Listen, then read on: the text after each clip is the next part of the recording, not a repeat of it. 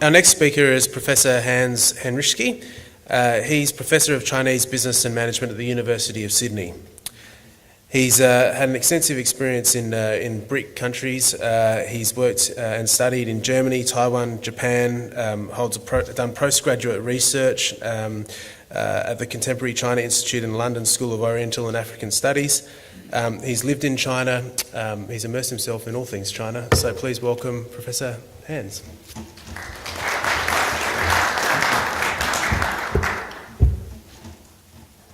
Let's get my bearings. Thank you for having me. I'm not an expert in agriculture like Dr. Meng, but I'm a bit of a China veteran. I'm also a long-term recipient of Chinese corruption, and I can tell you that according to his statistics and the way statistics are collected in China, your gala dinner last night would have come under corruption. So that's how these figures add up. Also, I've seen these campaigns coming through. So I've been through a number of them, and the current slogan is 4个菜一个汤. That's 4 dishes, 1 soup, and every dinner has to be reduced to that. From my previous experience from the 1980s, what happens under these circumstances is that you have entrees and cold and warm little entrees for about 1.5 hours. And then by the time you're kind of really full, they say, well, here now comes the banquet, the 4 dishes and the soup. People know their ways around that, but the point, of course, and the points overall that Dr. Meng was making are quite crucial. I've come in direct contact with Chinese agriculture in 2 types of Chinese situations. One was in the early 1970s in Taiwan, where Chinese agriculture had been built up by the Japanese as the agricultural basis for Japan, and was clockwork agriculture. The only thing they could improve then was to build a motorway, or a full kind of 4-lane highway from the south straight to the north, so everything could run straight through the country. That was an example of an agriculture that worked really well. And the second time I came in very personal contact with Chinese agriculture was in the late 1970s in Beijing, when you had 2 big events around vegetable. At that time, vegetable in Beijing meant cabbage. There was no other vegetable.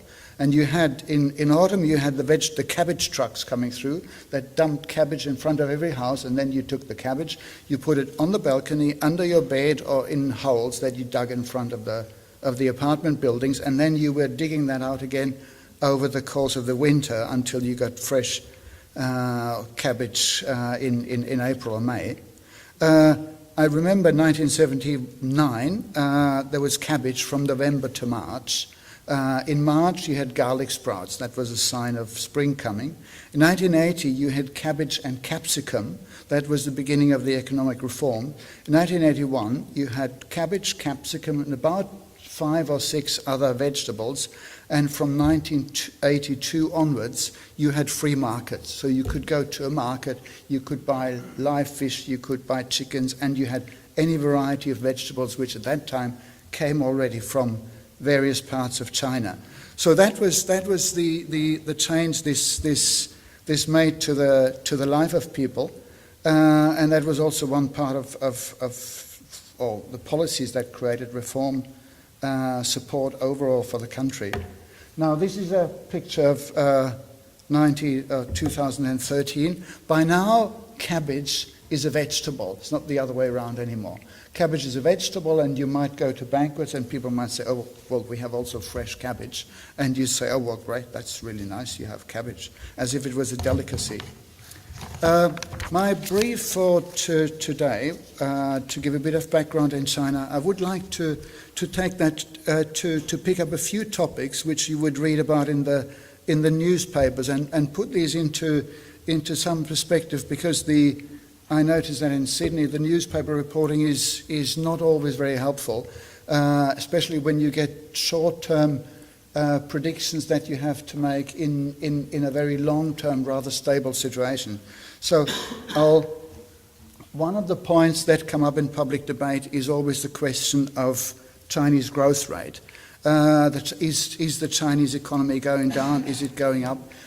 These are figures from the United States, and these are growth rates. So it's not a decline in overall economy, but there's simply a slowing down of growth rates up to 2030. So that gives you an idea, and this is quite on the positive side, where the economy is going and where it goes by everything we can predict. The most likely actual trend will be slightly lower, but even if you have an economy that up to 2030 is running at a growth rate of 3 or 4%, it will be a quite considerable increase in market size and, of course, in demand. The chance that that will happen is quite high for a number of reasons. I'll come to a bit later. The other point that is currently in discussions and that you read about quite often is the question of a change in policy from investment-driven to consumption-driven. The figure, the blue line on top, the figures don't quite answer the question, but the figure on top is in the 60% ranges.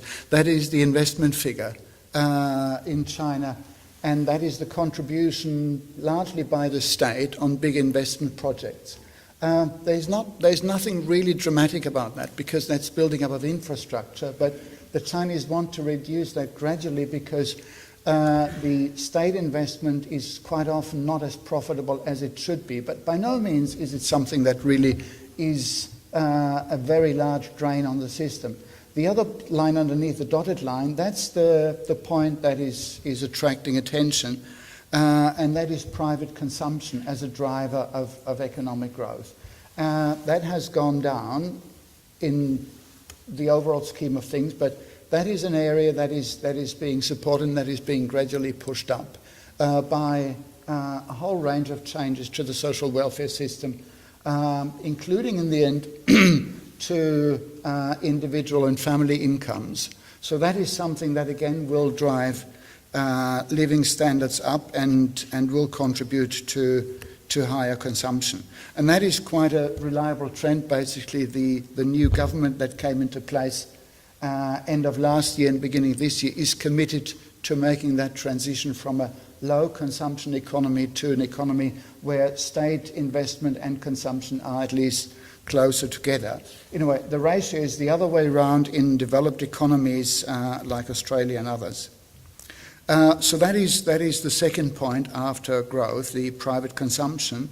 And the other point you will hear about is the urbanization. Urbanization happens simply through industrialization, but it also happens in a number of other ways, and that is by changing the administrative borders of cities in rural areas in China, in the sense that cities expand. So it doesn't mean that people migrate all through the countryside, even though there's about 150 million people who migrate every year out of rural areas into cities. But what it means is that the reach of urban administrations is expanding, and so formal rural areas, which were outside of urban areas, get the benefits of better infrastructure, get the benefits of healthcare, education, and so on, which is also a trend that contributes to living standard and higher consumption in the end. Now, the point that is important to make is, does that mean that we have a market for agricultural produce, for example, that is similar to the resources market, where China was simply forced to buy at whatever price it could, something that drove the resources boom? These are figures on public subsidies to the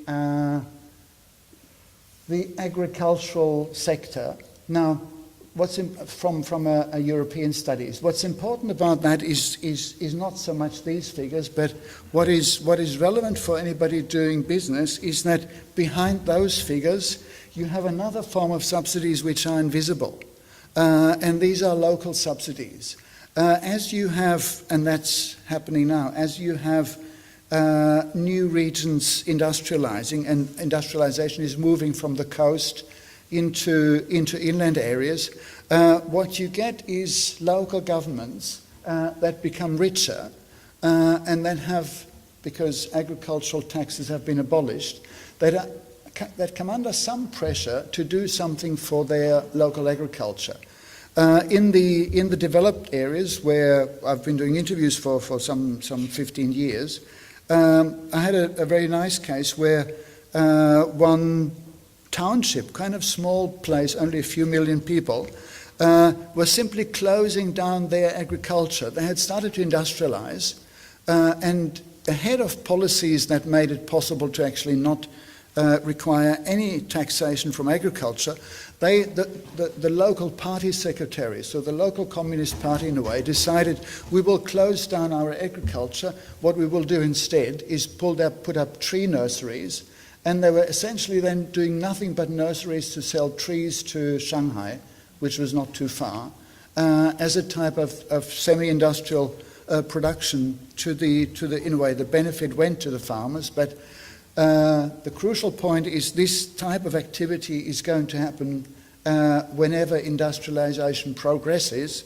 and it means that those local economies that change into other products and change into forms of more industrial agriculture out of subsistence agriculture, they will be highly profitable, and profitable in the sense they will be highly subsidized.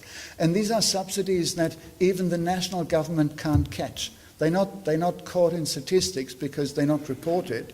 It's part of the rather decentralized Chinese economic structure that you don't see when you go for official reports and official figures, but that you will see in action when you deal on the ground with Chinese competitors or with Chinese business partners. Now that's the broad picture. So there's an overall increase in demand. The Chinese economy is bound to grow from everything we can see. The highest risk factor is in fact external, in the sense that if there's substantial interference with their overall export, that could have important ramifications. But from the domestic dynamics, growth is going to increase simply because less developed provinces are gradually catching up and infrastructure is growing. So these places are moving into the more industrialized and more consumer-oriented Chinese economy. Now, my topic was BRICS countries, or at least to have a look at those. I tried to do as much as I could, but in fact, I will be very quickly back to China because the whole BRICS structure was not really very developed. If we look at where Australian exports go, it's only 5% overall that is being exported from the vegetable side, and that goes in various forms to all kinds of countries, but BRICS in fact don't really range very high, so it's a question of whether that is a strategy to go for BRICS countries. Here you see it's quite low. Here China comes in at 11th place for frozen vegetables, and a bit higher in processed vegetables, but overall other partners are higher and possibly have more potential. You probably know these figures better than I do, but down here is China and India in world production, and then you have US, Turkey, Egypt, Iran, so Russia and Brazil doesn't even appear in those figures. Are not really major countries. I'll give you what I found about that. India has a number of weak points. Cropped area is less than half of China's, but not very strong in export and processing. So in a way, it hasn't reached that level of industrialization of agriculture that China has by now. and it's therefore not a major market. Russia is complex because they only cover 80% of their food requirements and have to take special policies when they get into food shortages like what happened a few years ago. Then, of course, countries closer to Russia will be more likely to step in to provide exports into Russia. So that takes me back to China, and I want to make a few points which I think come quite close to what Dr. Meng was saying from a slightly different perspective. Overall forecasts on China, you get various numbers where figures go. The most likely forecast is that there's a steady growth.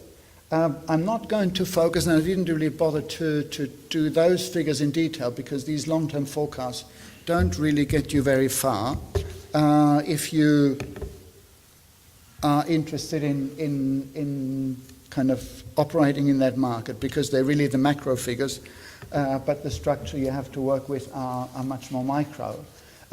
Just in overall terms, these are production figures and consumption figures. So there's a slight overhang on the production side, which of course it converts into a fairly big export volume. With those figures, again, what you have to do, as with all Chinese statistical figures, there's a degree of caution, because what these figures catch is commercialized consumption and production. So it doesn't catch subsistence. It would also quite likely not catch or capture the consumption that you would have had at the end of the planning period, which stretched into the 1980s, when vegetables were quite often produced by work units without going on the market. So in a way, the figures or the growth might be less dramatic than it looks here, but certainly there was a very large growth. The other point, of course, is that this is all based on sampling, so they are not really fully reliable statistics.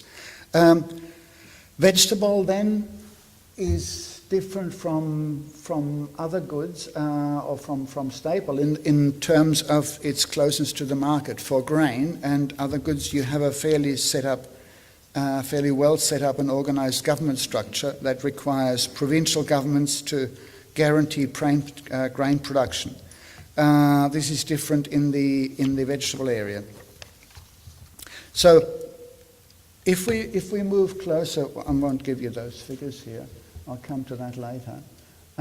If we move closer to the market, there's a number of standard insights and standard views on where the markets are going, and you would have what Dr. Meng mentioned, quality and safety of food. You would have changes in supply chains, changes in demographics, that's rural migration, urbanization, aging population, and again in demographics, younger consumers changing to fast food, and again what was mentioned, increasing demand for foods of premium qualities. These are things you can know, and you can fairly straightforward predict on general trends. The point I want to make actually is something else, and that is that underneath those general trends there's a change in market structure that is quite considerable, and that in fact requires people operating those markets to take quite sophisticated action. And I'll go through those points. You have, sorry, again, this is just add-on stuff. Food safety and consumer sophistication. That is an underlying issue, as we heard. Food safety is one of trust, and trust is very hard to get. You hear that at every level you go to China, that people cannot trust even necessarily certification. In a way, that's where people like Dr. Meng work to establish that trust that is necessary. But there is no general trust that the government system actually guarantees or fulfills what it's promising. So that is a process, and that of course is an area where business strategies could set in to be part of that in terms of branding. Consumer sophistication is again something that you don't see from a very macro perspective, but consumer sophistication is one linked to the way Chinese food operates, which with the whole banquet culture. Imagine the market that you get with the figures for corruption. That is a market, right? I mean, whether it's categorized under corruption or not. But the way in which these banquets now operate in Shanghai and places, that you have a very clear shift from kind of oily food, meaty foods, lots of protein, to vegetables. So you would have just been there again, and were surprised that you get something like 5 or 6 kinds of vegetables in the course of a lunch, and that is more important than much of the other food, which is quite new, and it's part, of course, of changing lifestyles. But it's a sophistication that changes the market from the inside. Things like small examples. Beijing had this year, I think for the first time, had white asparagus, European asparagus, which was set up for, I think, largely European restaurants and big outfits, but set up in a farm south of China, which started to introduce these things. So the market is changing.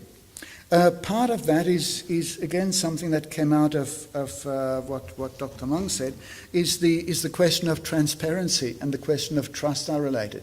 If you want to create trust, you have to be in some form of transparency that makes sure that, for example, the quality or processes in your food can be traced, can be somewhere seen or found on the web. All these things contribute to that. Organic food is, again, I'm just repeating what Dr. Meng says, is crucial, and you get taken to restaurants where people kind of make sure, well, this is organic food. I'm not taking you anywhere. I'm taking you to a place where you get the best food. So things like processed food or frozen foods have to fit into those kind of markets and those kind of structures. Again, you can't rely that there's demand for processed food or frozen food in general without seeing where these markets operate. That links to something that is also overlooked or partially overlooked is the role of e-commerce and logistics. You have home delivery, but well, anyway, that's one of the crucial parts. But what you also have is a trend now. We've found that by talking to our alumni in Shanghai and places, you have a trend where people in fact shift shopping experience from places like Carrefour or Walmart to e-commerce and said, well, I'm not going to go shopping for staple food. If I want to go shopping, then I want to go somewhere nice where I have a shopping experience and the stuff I need for cooking, whatever, that I do by email or by e-commerce, and I get it delivered. People don't necessarily have cars in urban areas. I get delivered by a very, very sophisticated logistics outfit now. And therefore can separate the types of shopping I'm doing. That takes, in a way, takes you to the question of where do you fit in the Chinese value chain. Again, the likelihood that you come in as an exporter and kind of have whatever the old-fashioned China Export-Import Corporation is decreasing very rapidly. It's a question of having partners who put you in a place in their value chain where then you can kind of play your role and ideally establish your branding, including all the requirements for transparency and so on. So it is certainly a highly competitive market, ultra competitive, And it's a market where you need to come in with a strategy, as I think people will know who are working in China. The last part takes me to a slightly different area, and that is the question of Chinese investment in Australia. I'll give you a bit of background what we've done on that. At the University of Sydney, the Business School, we are working with KPMG on what they call thought leadership reports, and one of our products are reports on Chinese investment in Australia. To give you an overall idea, these are the latest figures we have, with a peak in 2008, then a decline over 2 years, and from 2011 on, an increase, 2012 increase again, and we are expecting another increase in 2013. The interesting thing is that Australia, in fact, is the largest recipient of Chinese direct investment. So Australia is not a minor player in that area. It is larger still than US, larger than Canada, even if you count their Nexon deal of last year in this, which was 16 billion. But the reason, of course, why it's so large is the composition, and that is the long-term composition, 2006, that's when it started, to 2012, where 70% of Chinese investment went into mining, 18% gas, 4% renewables, and then 5% for others. If you look at the more specific trends, what is happening at the moment is that the Chinese are shifting out of mining and more into energy. So for 2012, we had roughly equal investment figures in mining and in energy, and 8% in others. Now, the 8% in others still don't take us very close to agriculture. We had 5%, that was New South Wales, in agriculture. The rest in all kind of other areas. What we can say from that research is that Chinese investment in agriculture at this stage is largely experimental, and it ranges from the investment in Cabbage farm to small wineries for business migrants in South Australia. With our statistics, we capture investment above $5 million, so we don't get below that, which means we might not be able to catch some of the agricultural investors that comes in at below $5 million US dollars, that is. The other point is, and that's why our figures are quite relevant, that if you go for Chinese official figures, they do understate Chinese overseas or Chinese outward investment for a very simple reason. When it's done by country, the reason is that roughly 50% of their statistics count investment into Hong Kong, or for that purpose count Hong Kong as a final destination. So Hong Kong would have a huge percentage of that investment, again going into mining as an entrepot, but that is not caught in the Chinese statistics, so you have to go for statistics on the recipient side. That takes us one step closer to Australia. In agriculture, there was the Feeding the Future report in December 2012 by the federal government, which, in my view, was necessary and was a very positive step forward. But if you look at it from the practical side, it is very much a report that reflects government positions. So it has kind of the reports that the Chinese brought and the Chinese delegation brought with their complaints and points and projects for investment, and it had on the Australian side again the major projects that you would present from the government side, things like infrastructure or water and soil investment in Northern Australia, new technologies, new types of processing, new big logistics in terms of infrastructure, port infrastructure, and so on.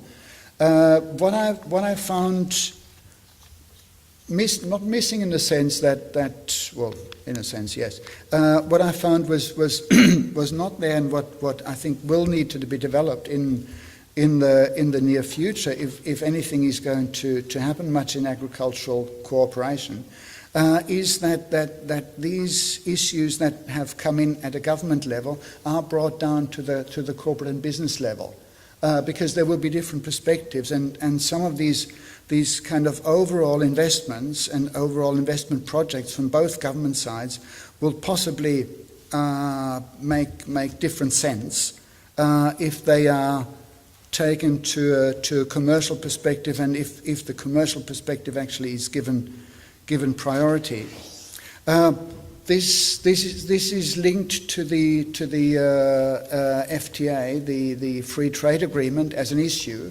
The current situation, as you all know, is that the free trade agreement was stuck with China since 2005, largely because in 2005, and that was the beginning of the mining boom, on the Australian side and DFAT, the requirement or the strategy was to go for a very comprehensive agreement that would have covered all aspects, that among other things would have required quite considerable opening of the Chinese market and even restructuring of the Chinese market in the interest of Australian exports. The Chinese simply stalled on that because they had no interest at this time. In a way, their strategy or their aim was to somehow reduce the growth in mining costs and prices for resources. This didn't work. Now, in a way, we have come the full way around. We are in the opposite situation, where in fact prices or mining is going down, and it's now more of an interest on the Australian side to get the FTA up again and focus on specific sectors. So that is something that actually we will be working on at Sydney University. And I've talked to people in Sydney who in the end say I think there's two terms being used at the moment. One is the comprehensive agreement, which is the old DFAT strategy, and people are moving away from that and say, well, we rather want smaller agreements that solve practical purposes, even though they might not fit into a whole logically very coherent, comprehensive framework, but the future strategy will have to be to go for more specific issues and have probably a series of smaller free trade agreements. That is something that in fact I would be interested to discuss with people, and also to see whether there is a way of cooperating on that, because that's going to be a next issue with the Chinese, and the initiative will have to be taken from the Australian side this time, to say actually we want this and this and that, so that breakthroughs can be achieved in individual areas. But like Dr. Meng, I'll leave you with some delightful pictures of Chinese food. This is the Shanghai equivalent. I'm not quite sure. They look as if they are working for Chinese as well as Western customers, which of course are a reasonably big market in China. These are their eco boxes, and these are their summer vegetables for this year, having come in after the spring vegetables. So this is part of this home market, e-commerce market delivery in this rather flexible structure as it looks. And that takes me to the end of my presentation. Thank you.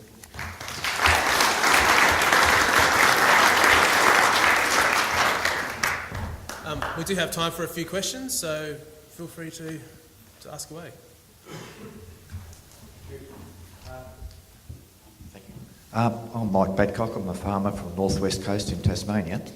Two items that you talked about that I found quite interesting was the increasing demand for premium quality product, and also the potential for Chinese investment in Australia. I was just interested, is there any potential for joint venture partnerships where you become involved with a company in China that will actually pull the product and basically open the door for our products into China on the premium quality quality products. I think. Thanks. That's for bringing up that point. I should have mentioned that before. Yes, in fact, I think that is very much the strategy that seems to be the most reasonable one to take. Because if you just kind of say, well, we want Chinese investment in whatever way it comes, it's not going to be necessarily to the benefit of everybody involved. In fact, we are doing a research project where we use some new business strategy theory, which is called creating shared value, as a way to propose that back to the Chinese and say, well, here, it makes sense to, and that would include things like community consultation and looking at the impact of investments in surrounding communities. But part of that would be to have to strengthen the joint venture aspect. And then that finds support certainly in the kind of bigger New South Wales and Sydney business community. That joint venture is including KPMG, is one of the crucial areas to actually push.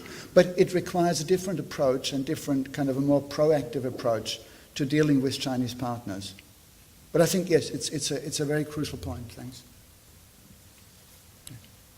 Professor, I'd be very interested on your thoughts on the future of the Chinese currency, whether they're going to be able to artificially lock it down forever, or when at such stage will it become a floating instrument? The Chinese Currency? It's yeah. Change for Australian exporters will be when the Chinese revalue their currency to something more akin to its worth, because then Chinese exports will be a lot more expensive than the majority of foreign countries that we deal with. So obviously a lot stronger demand in our existing markets without competition from China. I can give you on that what I kind of see where the academic debate on all policy debate on that has gone, and that is that the Chinese are gradually heading towards full convertibility, but it's not going to be a very dramatic change. It's going to be a gradual change over years. That includes like currency exchange agreements that we currently have or that other countries have. There's a degree of consensus actually among economists on both sides of the Chinese foreign divide that the Chinese exchange rate is not all that far of where it ideally should be, because if you kind of go through the figures and the arguments that were made in the past few years, the Chinese exchange rate has gone up. So in a way, there has been a balancing out that cured some of the problems that we had before. So I think you cannot really build on that by saying, well, I'll hold back for a few years and then this will change. I think you'll have a very gradual process that won't change the market in a radical way. That's one last question. Maybe this is not a question, this is a comment for the gentleman. Really, for this joint venture is being quite welcome by Chinese investors. You know, in China we have 3 major players in IT for the website. This company now, they all have their own agribusiness. So they are going to France to buy the media, they are going to Australia. So it will be a very important channel to have this kind of products going to China. I think it's very, very promising now. Thank you. Thank you. Thank you very much. All right. Thanks very much, Professor.